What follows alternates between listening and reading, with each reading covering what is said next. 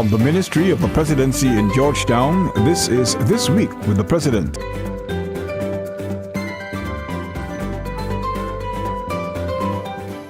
Welcome to another edition of This Week with the President, a weekly news magazine which provides you with an in-depth look at the policies, programs and work of the President of Guyana in his quest to realize the good life for all Guyanese. In the highlights this week, President reiterates importance of science and technology for development at Science Fair in Linden, strengthened international cooperation for regional security in focus with British naval vessels visit. President tells Bartica to use local government elections win as a catalyst for progress. Development is deeply linked to technology and innovation, and Guyana, as a developing country with no shortage of natural resources, the application of science and technology in all of the economic sectors is a must.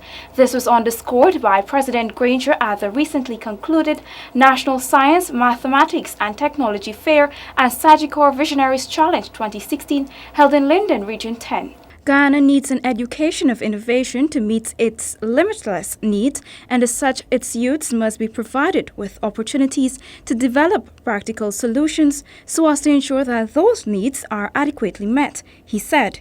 Guyana needs an education of innovation to satisfy these needs, these essentials. Guyana needs thousands of persons in manufacturing, fabricating machines to process foods and to make utensils. We need thousands of miners to produce bauxite, diamonds, gold, and manganese.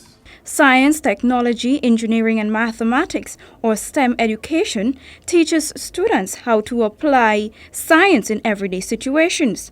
The President said that mastering STEM at the primary, secondary and tertiary levels are critical to problem solving and to ensure that a country like Guyana thrives in a competitive world. We need medical doctors and technologists to protect us from epidemic disease or to cure our everyday disorders. We need computer scientists to enhance our knowledge and expedite our transactions. Our needs as a nation are limitless.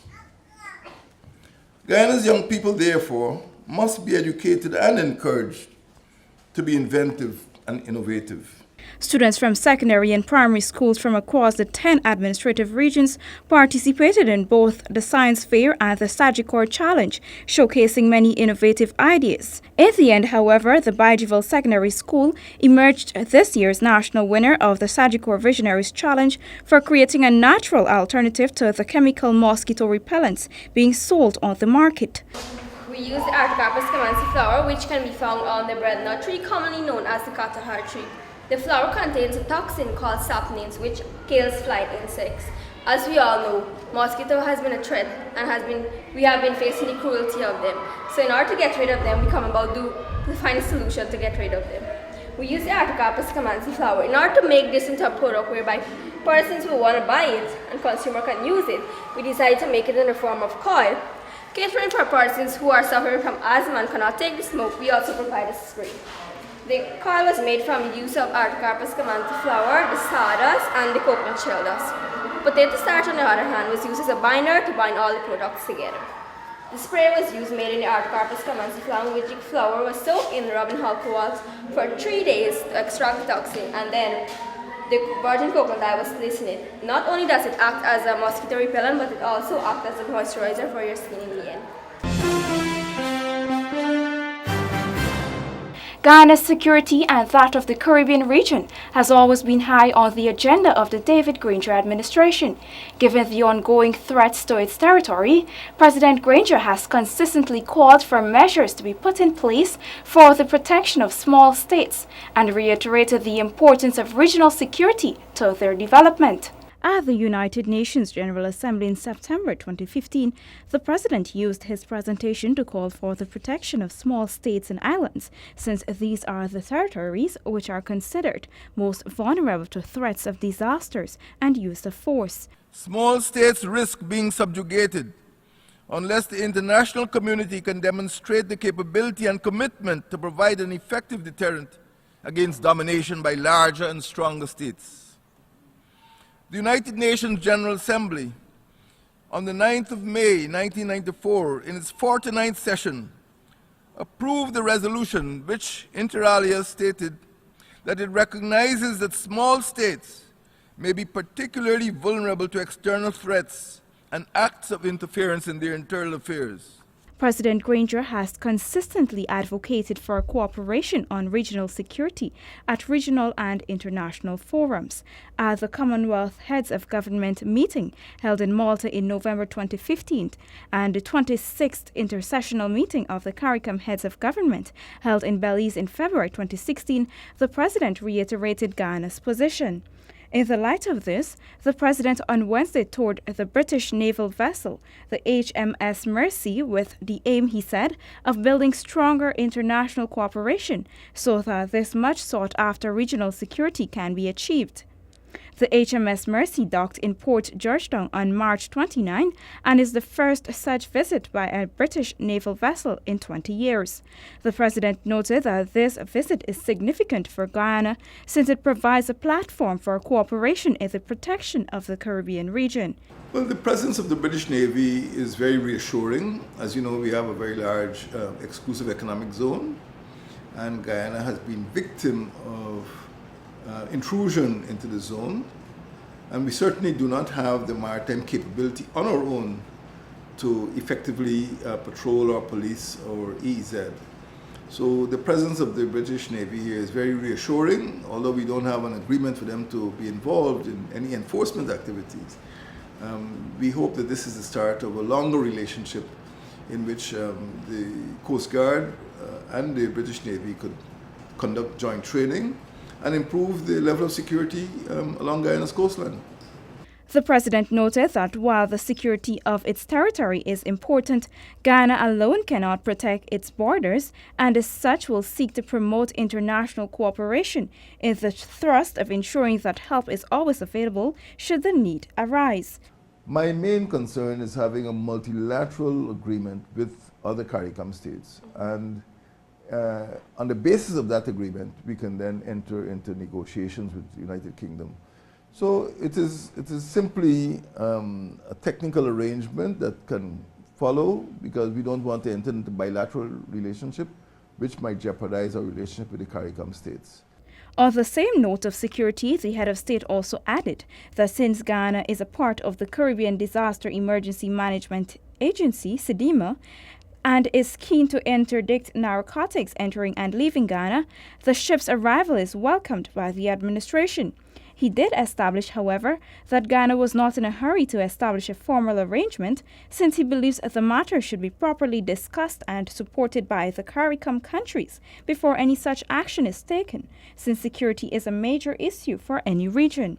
Guyana has not entered any formal defense or security agreement with the United Kingdom or with the British Navy, but we are committed as part of the Caribbean community to cooperating with the British Americans as well as other Caribbean countries in the two main areas in which the Royal Navy has a particular interest in the Caribbean. On Wednesday, prior to visiting the vessel, the President met with the HMS Mercy's commanding officer, Lieutenant Commander Richard Hewitt, at the Ministry of the Presidency, who in a brief comment after that meeting expressed his gratitude to the country for the hospitality that he and his crew have received since their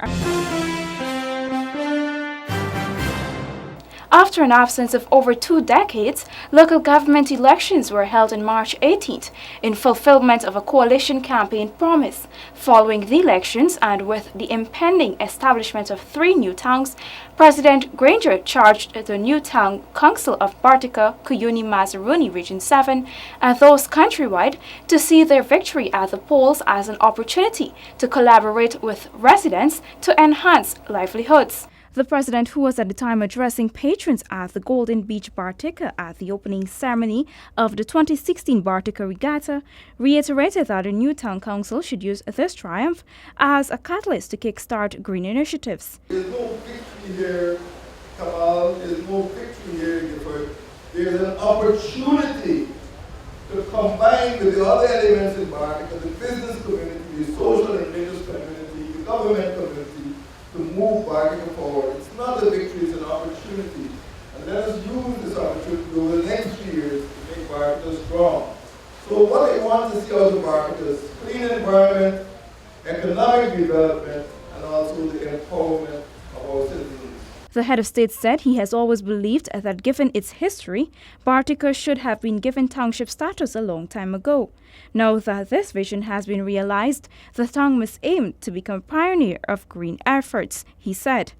Bartica deserves to lead the other hinterland townships in making this a green community. And that is our next stage. This is the charge I've given to the Bartica Town Council, that we must abolish all this styrofoam, we must start planting Bartica, we must start ensuring that solid waste is disposed of, we must start ensuring that there is renewable energy, so Bartica continues to lead the way. Meanwhile, with regard to the popular Bartica Regatta, the president said that the region must aim to expand the fete to include other communities and villages. He envisions the regatta becoming a national event and a major tourist attraction.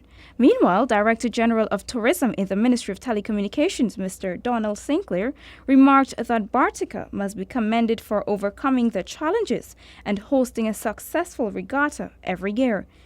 In a very real sense, the regatta and the pageant have branded Bartica. In fact, as we read in the pageant magazine, Bartica is referred to as the home of the regatta, which is a nomenclature that is justly deserved because of the hard work, the impressive work that the Bartica officials have done over the years in sustaining this pageant. Bartica, which will officially be declared a town on April 23, 2016, has been projected to become the first green town in the country. This mandate, which was issued by President Granger, seeks not only to promote a clean environment, but to create green spaces and parks for the citizens, sustainable solid waste management, the complete eradication of the use of styrofoam products, and the use of renewable energy to meet everyday electricity needs. Presidential Advisor on the Environment, Rear Admiral retired Gary Best, has over the past months been collaborating with the residents and regional administration to ensure that a directive is not only understood, but that works can commence. Deputy Mayor of the town, Ms. Kamal Prasad, in an invited comment, said that residents have been very supportive of efforts to beautify the town and have been indicating a willingness to cooperate to realize the other aspects of the Green Master Plan. The first thing that we intend to do with Bartica is to clean up the environment. We've already started to clean the drains and to beautify the parks and recreational areas. As we move forward, of course, we have more advanced plans, but the main focus is the drainage, the water situation, electricity, cleaning up and removing garbage from different areas, relocating the dump site. And as we move forward, there are more advanced plans. As for example, like we will remove from a septic system to sewerage system. We would also like to have the electric wires on the ground instead of on poles. So these are some of the things that we have planned, but moving forward, it will take some time for us to get there. But the most important thing for me is to making Bartica clean. So when you come to Bartica, the first impression you must have of Bartica is being the cleanest place in Guyana. And now let's take a look inside the President's diary. On Tuesday, the President met with Mr. Hamley Case and Ms. Clarissa Reel, who have been appointed to head Ghana's diplomatic missions in the United Kingdom and Canada, respectively. Ms. Reel, who departs Ghana for Canada Friday, April 1, said that the head of state has given clear guidelines of what he expects from his new cadre of diplomats, which essentially is to advance the country's economic interests internationally. I've never done this before. First time as a diplomat, but I plan to give it a good shot. And I'm leaving, I'm anxiously waiting to get over there. And I hope I can give this position my best shot and help to move the country forward, which is what the President has asked us to do. Meanwhile, Mr. Case, who is scheduled to arrive in the UK in 2 weeks, said that the concept of economic diplomacy lobbied by President Granger is not new to him, since as a member of the private sector, he has always worked to attract foreign direct investments to Guyana. What I plan to do is to extend that in terms of contacting and befriending potential investors, trying to increase Guyana's potential as a good host for investment. Later that day, the head of state joined government officials and representatives from the business and academia at Moray House for the Creating a Ghana Development State Lecture, which was hosted by Professor J. Mandel of Colgate University. Among the topics of discussion were the diversification of the economy, the ExxonMobil oil find and the benefits to the economy, and the role of technology in building a strong economy. And now let's take a look at the softer side of being president. On Easter Monday, March 27, President Granger embarked on his traditional walkabout in the national park to interact with families and kite flyers. This year, however, was different, as having assumed the highest office in the land in 2015, persons from all walks of life rushed to greet him. The president spent almost 3 hours meeting, greeting, and interacting with hundreds of Guyanese who had gone to the park to picnic, fly their kites, or just relax with their families in what has now become an Easter Monday tradition. I come here every year because Guyanese of all ethnicities, of all religions, look forward to this ritual of flying kites on Easter Monday. Even though they may not be Christians, it's now become a national pastime. And we keep astonishing citizens in other countries in the Caribbean when they see Guyanese coming out to fly kites, and this is exactly what they enjoy doing. Children, old folk, it's a picnic day, it's a celebration day, and as I said, we're just having fun. So I feel good coming here among the people to celebrate Easter Monday. The president was particularly delighted by the scores of children who rushed to hug him, take selfies and family pictures with him, and to give him a turn flying their kites. Persons who were too shy to approach him were not left out, as he walked to the various tents and picnic blankets to meet and share a warm exchange with them. That has brought us to the end of this week's edition of This Week with the President. Thank you for joining me. For regular updates on the Ministry of the Presidency, go to our website at www.motp.gov.gy. Like our Facebook page, Ministry of the Presidency, and follow us on Twitter and Instagram at MOTP Guyana. Do have a safe and productive rest of the week, Guyana. Goodbye.